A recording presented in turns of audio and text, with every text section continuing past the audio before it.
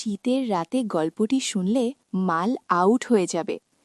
আমিও আমার দুহাত দিয়ে আরিফের কোমর জড়িয়ে ধরেছিলাম, কিন্তু যখন আমার মনে হলো আরিফ আরও কিছু করার চেষ্টা করছে, তখন আমি তাকে ধীরে ধীরে বললাম, আরিফ, দয়া করে দরজাটা বন্ধ করে দাও। আমার কথা শুনে আরিফ হেসে বলল, এখন এখানে কে আসবে? আমি ধীরে হেসে বললাম, তবুও তুমি দরজা বন্ধ করে দাও না, প্লিজ। আরিফ আমাকে ছেড়ে দিল এবং দরজা বন্ধ করতে গেল। ফিরে এসে সে আবার আমাকে তার দিকে টেনে নিল। যখন সে আমাকে তার বাহুতে জড়িয়ে ধরতে লাগল, আমি ধীরে বললাম, আরিফ, লাইটটাও বন্ধ করে দাও দয়া করে। হ্যালো বন্ধুরা, আজকের এই রোমাঞ্চকর গল্পে আপনাদের সবাইকে স্বাগতম। দীর্ঘক্ষণ একে অপরের মধ্যে ডুবে থাকার পর যখন সবকিছু হয়ে গেল, আমি তৎক্ষণাৎ আরিফকে পিছিয়ে যেতে বললাম। আমার হৃদয় জোরে ধড়ফড় করছিল এবং আমার শ্বাসও অনিয়ন্ত্রিত হয়ে পড়ছিল। আমি কোনো মতে নিজেকে সামলে নিয়ে আরিফকে আমার রুম থেকে বেরিয়ে যেতে বললাম।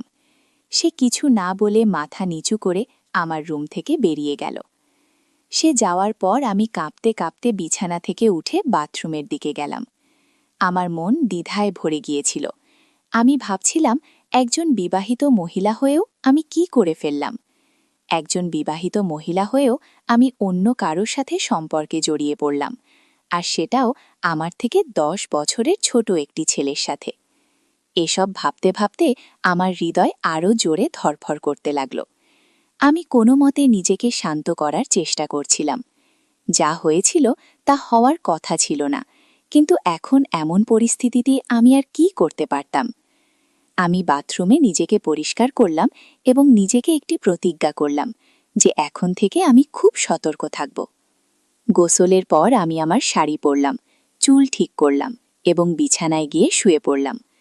সারা দিনের ক্লান্তি এবং দ্বিধা আমাকে এতটাই ক্লান্ত করে দিয়েছিল যে আমি কখন ঘুমিয়ে পড়লাম তা টেরই পাইনি। রাত প্রায় 12টার দিকে আমাদের দরজার বেল বাজল। আমি হঠাৎ ঘুম থেকে উঠে ঘড়ির দিকে তাকালাম। ঘড়িতে 12টা বাজছিল। আমি দ্রুত দরজার দিকে এগিয়ে গেলাম এবং দরজা খুলতেই দেখলাম সামনে সাবরিনা আপু দাঁড়িয়ে আছেন, আর তার সাথে তার ছোট ছেলে আরিয়ানও আছে, যে প্রায় 10 বছরের। সাবরিনা আপু আমাদের পাড়ার মহিলা, যার সাথে আমাদের ঘনিষ্ঠ সম্পর্ক আছে। আমি তড়িঘড়ি করে জিজ্ঞাসা করলাম, সাবরিনা আপু, আপনি এত রাতে এখানে কি করছেন? সব ঠিক তো? সাবরিনা আপু উত্তর দিলেন, প্রিয়া, আমার বাবার অবস্থা খুব খারাপ হয়ে গেছে। আমরা এইমাত্র খবর পেয়েছি এবং এখনই সেখানে যাচ্ছি। তুমি কি 2-3 দিনের জন্য আরিয়ানকে তোমার সাথে রাখতে পারবে? সে তোমাকে একদমই বিরক্ত করবে না এবং আমরা খুব শীঘ্রই ফিরে আসব। আমি তৎক্ষণাৎ বললাম, কোনো সমস্যা নেই আপু, এটাও তো আপনারই ঘর। আপনি নিশ্চিন্তে যান, আর আরিয়ানের কোনো চিন্তা করবেন না। আমি তার পুরো খেয়াল রাখব। সাবরিনা আপু আরিয়ানকে আমার কাছে রেখে তাড়াহুড়ো করে চলে গেলেন। আমি দরজা বন্ধ করে আরিয়ানকে নিয়ে ভিতরে চলে এলাম।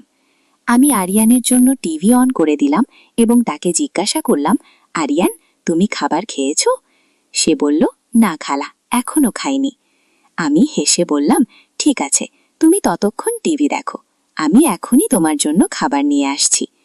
আমি খাবার গরম করে টেবিলে রেখে আরিয়ানকে পরিবেশন করলাম। আরিয়ান খেতে শুরু করল, আর আমিও তার পাশের চেয়ারে বসলাম। আরিফ এখনো খাবার খায়নি এবং আমি নিজে তাকে ডাকতে যেতে চাইছিলাম না। আমি জানতাম আমি তার চোখের দিকে তাকাতেও পারবো না। আমি ভাবছিলাম, যা কিছু হয়েছে তাতে কার ভুল ছিল, আমার ভুল নাকি আরিফের ভুল? কিছুক্ষণ পর আমি আরিফের পায়ের শব্দ শুনতে পেলাম। তার পায়ের শব্দ শুনে আমি আমার চিন্তা থেকে বেরিয়ে এলাম। আমি তার দিকে না তাকিয়ে তাকে বললাম, আরিফ, তুমিও খাবার খেয়ে নাও, আমি খাবার গরম করে রেখেছি। সে আমার পাশের চেয়ারে বসল এবং চুপচাপ খেতে শুরু করল। আমিও খাচ্ছিলাম, কিন্তু আমার চোখ বারবার আরিফের দিকে যাচ্ছিল। আমি ভাবছিলাম, একজন বিবাহিত মহিলা হয়েও আমি কি করে ফেললাম? আরিফ খেতে খেতে আমাকে জিজ্ঞাসা করল, এই বাচ্চাটা কে? আমি চোখ না তুলে উত্তর দিলাম, এটা সাবরিনা আপুর ছেলে আরিয়ান। তার বাবার হঠাৎ খুব অসুস্থ হয়ে পড়েছে, তাই তারা তার কাছে গেছে এবং আরিয়ানকে আমাদের কাছে রেখে গেছে। এরপর আমাদের মধ্যে কোনো কথা হলো না এবং আরিফ খাওয়া শেষ করে তার রুমে চলে গেল। আমি সব বাসন তুলে রান্নাঘরে রেখে দিলাম। তারপর আরিয়ানকে নিয়ে আমার রুমে গেলাম এবং দরজা ভিতর থেকে বন্ধ করে দিলাম।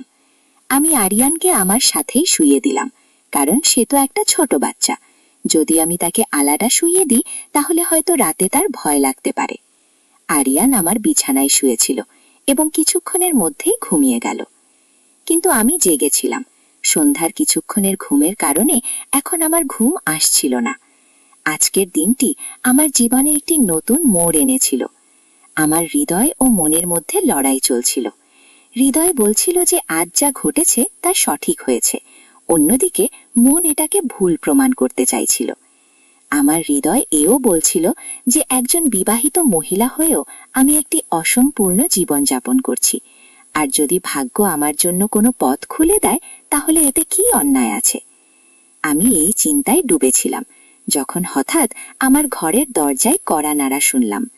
বাড়িতে আমার ও আরিয়ান ছাড়া শুধু আরিফই ছিল, তাই এর মানে দরজায় কড়া নাড়া দেয়া ব্যক্তি আরিফই হতে পারে। আমার হৃদয় আবার দ্রুত স্পন্দিত হতে শুরু করলো। আমি নিঃশব্দে শুয়ে থাকার চেষ্টা করলাম, কিন্তু আবার কড়া নাড়া শুনলাম। আমি ভাবছিলাম যে কখনো আরিয়ান জেগে না যায়, আর এই ভেবে আমি ধীরে ধীরে উঠে দরজা খুলে দিলাম। সামনে আরিফকে দেখে আমি একটু চমকে দিলাম এবং তাকে জিজ্ঞাসা করলাম, এখন কি, তুমি এখানে কেন এসেছো? আরিফ মৃদু কণ্ঠে আমাকে জিজ্ঞাসা করলো, আমি কি ভিতরে আসতে পারি? আমি বললাম, না, একেবারেই না, তুমি যাও এখান থেকে। এত বলেই আমি দরজা বন্ধ করে দিলাম। আমার শ্বাস দ্রুত ছিল এবং আমার মনে অনেক প্রশ্ন উকি দিচ্ছিল। আমি ভাবতে শুরু করলাম, সে ভিতরে আসতে চায় কেন? সে কি আবার আমার সাথে কিছু ভুল করতে চায়? না, তা হতে পারে না।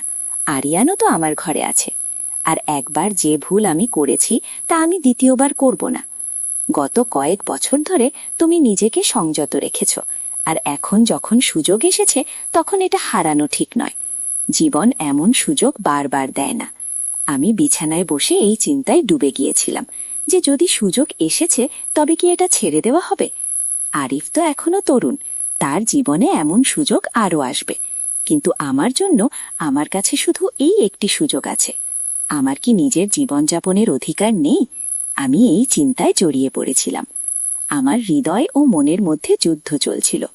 শেষ পর্যন্ত আমার মনের কণ্ঠ আমার হৃদয়ের কণ্ঠকে পরাজিত করল।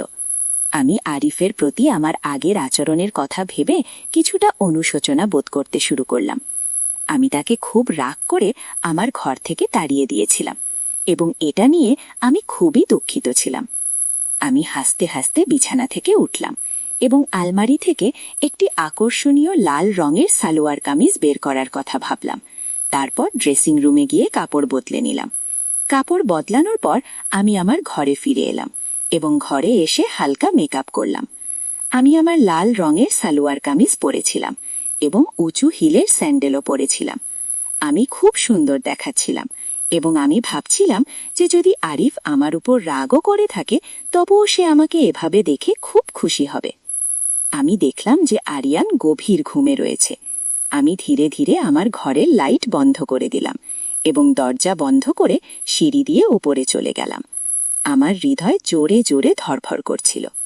যখন আমি উপরে পৌঁছলাম তখন দেখলাম যে আরিফের ঘরের দরজা খোলা আছে এবং ভিতর থেকে হালকা আলো বের হচ্ছে। যখন আমি ভিতরে গিয়ে দেখলাম তখন আরিফ সেখানে ছিল না। তখন আমি পিছনে কারো পায়ের শব্দ শুনলাম। যখন আমি ফিরে তাকালাম তখন সেখানে আরিফ দাঁড়িয়েছিল। যখন আরিফ আমার কাছে এলো আমি সংকোচ বোধ করে জিজ্ঞাসা করলাম, তুমি এখনো ঘুমাওনি কেন? আরিফ এগিয়ে এসে আমার একটি হাত তার হাতে নিল। তার নিকটবর্তী হওয়ায় আমার হৃদয়ের স্পন্দন আরও বেড়ে গেল। আরিফ হেসে বলল, আমার বিশ্বাস ছিল যে তুমি অবশ্যই আমার কাছে আসবে। এত বলেই সে আমাকে তার দিকে টেনে নিল। আমি কোনো প্রতিরোধ ছাড়াই তার কাছে চলে গেলাম। আরিফ আমাকে তার বাহুতে জড়িয়ে ধরল এবং এই নিকটবর্তীতায় আমি একটি অদ্ভুত শান্তি অনুভব করছিলাম। আমি আরিফের বুকের মধ্যে আমার মুখ লুকিয়ে ফেললাম এবং ধীরে ধীরে বললাম, আরিফ, আমার খুব ভয় লাগছে। আমার এই কথা শুনে আরিফ আমাকে আরও বেশি ভালোবেসে তার বাহুতে জড়িয়ে ধরল এবং জিজ্ঞাসা করল, কি নিয়ে ভয় পাচ্ছ? আমি তার বাহুতে খুব অস্বস্তি বোধ করছিলাম, কিন্তু একটি অদ্ভুত আকর্ষণও অনুভব করছিলাম। আমি ধীরে ধীরে বললাম, কেউ আমাদের দেখে না ফেলে? যদিও আমি তখনও কিছুটা উদ্বিগ্ন ছিলাম, কিন্তু আরিফের বুকের কাছে লেগে থাকতে পেরে কিছুটা শান্তি পাচ্ছিলাম। সে ধীরে ধীরে আমার গলায় তার মাথা রাখল, যার ফলে আমার হৃদয় দ্রুত স্পন্দিত হতে লাগল। আরিফ তার মিষ্টি কণ্ঠে বলল, আজ তোমার সৌন্দর্য একটু বিশেষ লাগছে।